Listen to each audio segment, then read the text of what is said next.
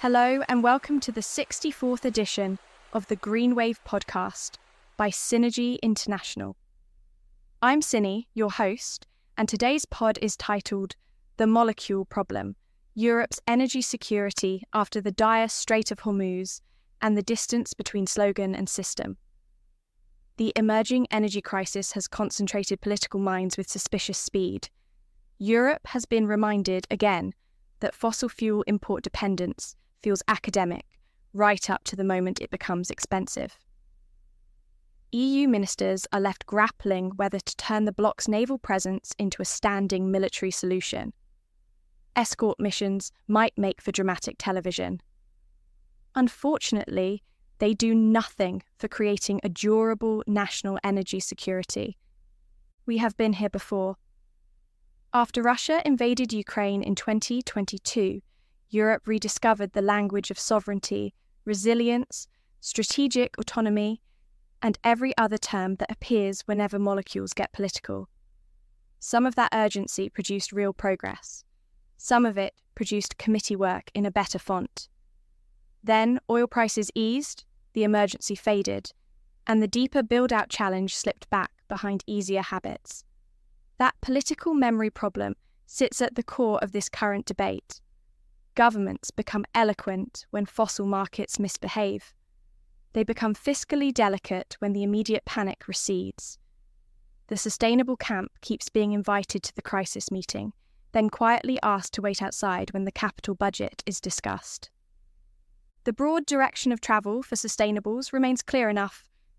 More domestically produced electricity from renewables, more electrification, more flexible demand, more storage, and a narrower role for imported fossil fuels would make Europe safer. The trouble starts when that broad truth is presented as if it were an almost automatic result. It is not automatic. It is a heavy industrial project with planning risk, grid risk, supply chain risk, financing risk, and a chronic tendency to run into local politics. Wind turbines do not secure a nation by themselves. Solar parks do not either. They need wires, substations, dispatchable flexibility, digital control, storage, and enough institutional stamina to keep building after the headlines move on. Copper, as ever, remains unmoved by ministerial passion. Eurostat's 2026 energy overview gives the starting point with admirable bluntness. In 2024, the EU produced 43% of its own energy and imported 57%. Its energy mix was still led by crude oil and petroleum products at 38%, followed by natural gas at 21%, renewables at 20%, nuclear at 12%, and solid fuels at 10%. So even before we get to country differences, the continental picture is a reminder that Europe has made real progress in producing renewable electricity while still running a wider energy system built around imported molecules. Bottom line is the energy Europe produces is already materially cleaner than the energy Europe consumes. The same Eurostat picture explains why the easy line about sustainable energy as the future fix can sound more advanced than the system itself. In 2024, 48% of the EU's gross electricity consumption came from renewables, which is a serious achievement. Yet, renewables made up only 25% of gross final energy consumption across the whole economy, and the bloc remains 17 percentage points short of the 2030 target of at least 43%. Transport still consumed 31% of final energy, and petroleum products still accounted for 37% of final energy consumption. Renewables in transport reached only 11% in 2024, far below the 29% target for 2030. Heating and cooling did better at 27%, though that is still a long way from strategic comfort when imported gas remains central in so many national systems. Europe's power story has moved faster than Europe's full energy story. That distinction is critical to understand. Eurostat's efficiency numbers add a further note of caution. In 2024, EU primary energy consumption was around 1,202 million tonnes of oil equivalent, the lowest level since 1990, yet still roughly 21 to 22% away from the 2030 target. Final energy consumption reached about 900 million tonnes of oil equivalent and stood 18% above its 2030 target. Let's remember that energy security is not only a supply question. If demand reduction and efficiency stall, the build-out requirement becomes even larger. More power must be generated, more cable laid, more storage financed, and more capital raised simply to stand still against the risk. Europe has improved its resilience in some places, while still asking the future system to carry a very heavy load. A further complication is that import exposure has changed shape without disappearing. Eurostat says 67% of the EU's imported energy in 2024 was oil and petroleum products, while 24% was natural gas. For oil and petroleum products, the largest extra EU suppliers were the United States, Norway, Kazakhstan, Saudi Arabia, the United Kingdom, and Libya. For natural gas, the biggest suppliers were Norway at 30%, the United States at 17%, and Algeria and Russia at 14% each. So yes, Europe has diversified since the Russian shock. It has not escaped the logic of external dependence. On gas in particular, Eurostat still puts the EU's natural gas import dependency in 2024 at 86%. The supply has changed. The structural fact of dependence remains. That brings us to where the major European countries currently stand.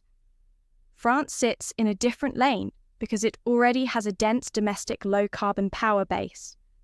Nuclear accounted for 40% of France's available energy in 2024, 71% of its total national energy production, and nearly 67% of its electricity production.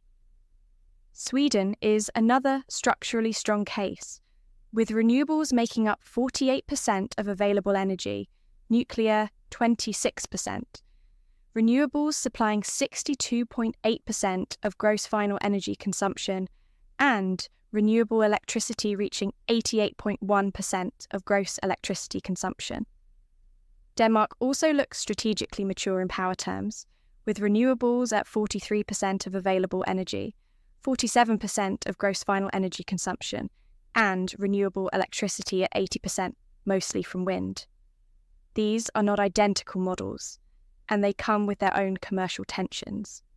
They do, however, show what a serious domestic power base looks like when security stops being merely a slogan. Spain deserves a place in that stronger tier on electricity. In 2024, renewables supplied 60% of Spain's gross electricity consumption, putting it well ahead of the EU average. Germany and the Netherlands also crossed the symbolic threshold, where more than half of gross electricity consumption came from renewables, at 54% and 51% respectively. That is meaningful progress, and it matters for strategic direction.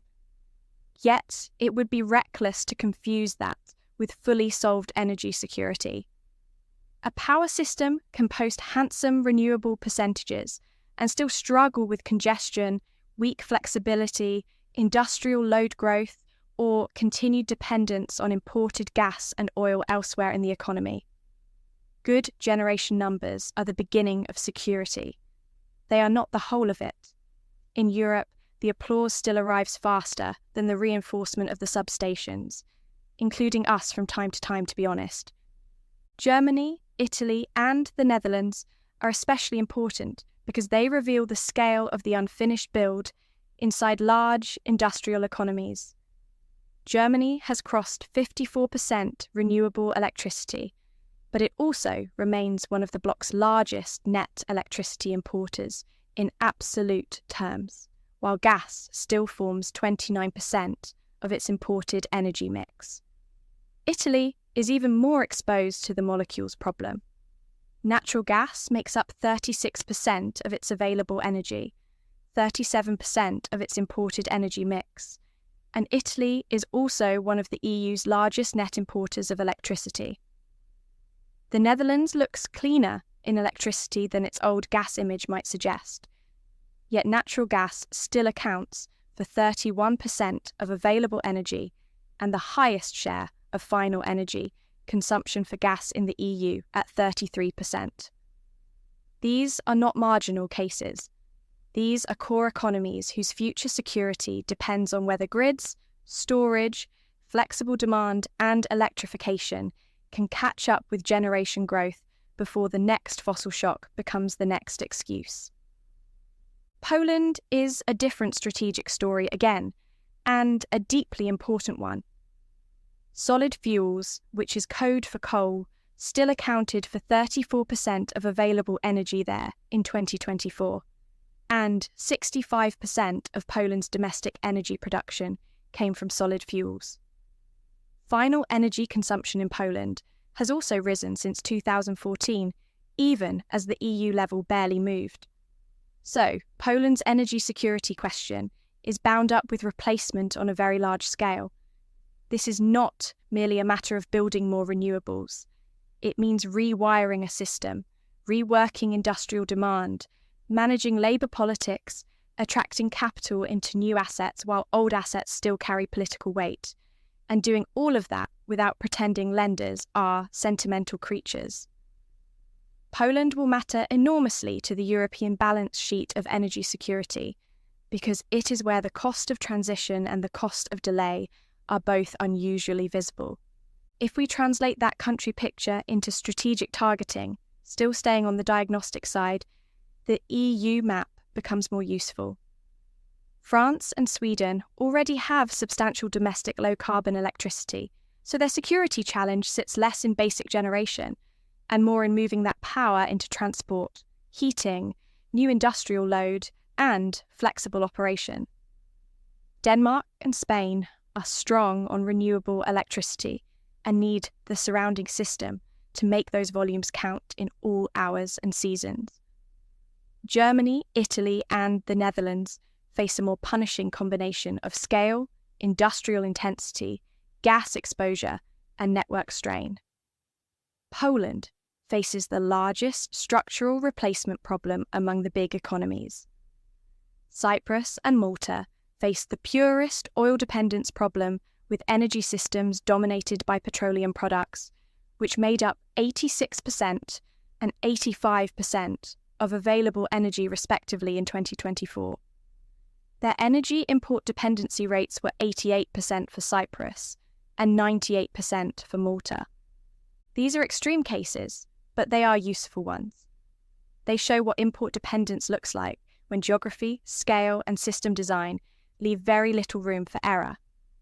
They also remind us that a European average can flatter the bloc by smoothing over the members with the least strategic room to manoeuvre.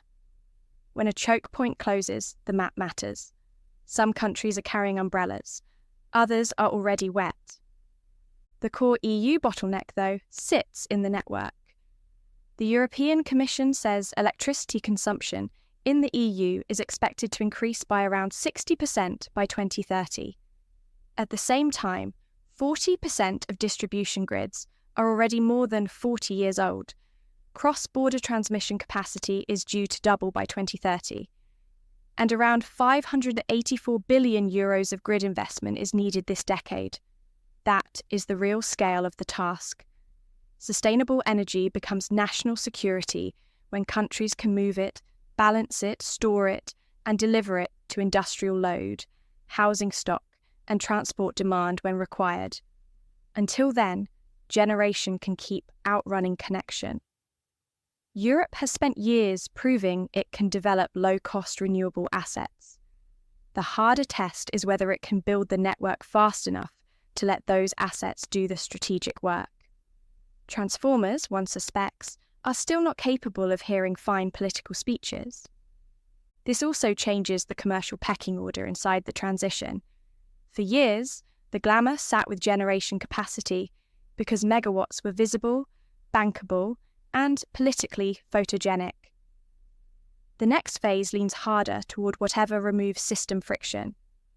Grid reinforcement, transformers, substations, storage, software, flexible industrial demand, charging management, and the less glamorous art of getting assets connected on time start to matter more. Developers already feel this in connection queues and in the widening gap between a project that has a permit and a project that can move power when commissioned. Lenders feel it in revenue volatility, curtailment risk, and the quality of grid access. Off-takers feel it when firm, clean supply remains more scarce than installed capacity numbers suggest. Europe's security debate is therefore becoming a system integration debate, whether politicians enjoy that vocabulary or not. Storage and flexibility are the second half of that same sentence. The Commission's own energy storage material says the need for flexibility in the EU electricity system will rise to 24% of total electricity demand by 2030, equivalent to 288 terawatt-hours, up from 11% in 2021. It also says renewables are expected to reach around 69% of the electricity system by 2030. That kind of system cannot be secured on generation alone.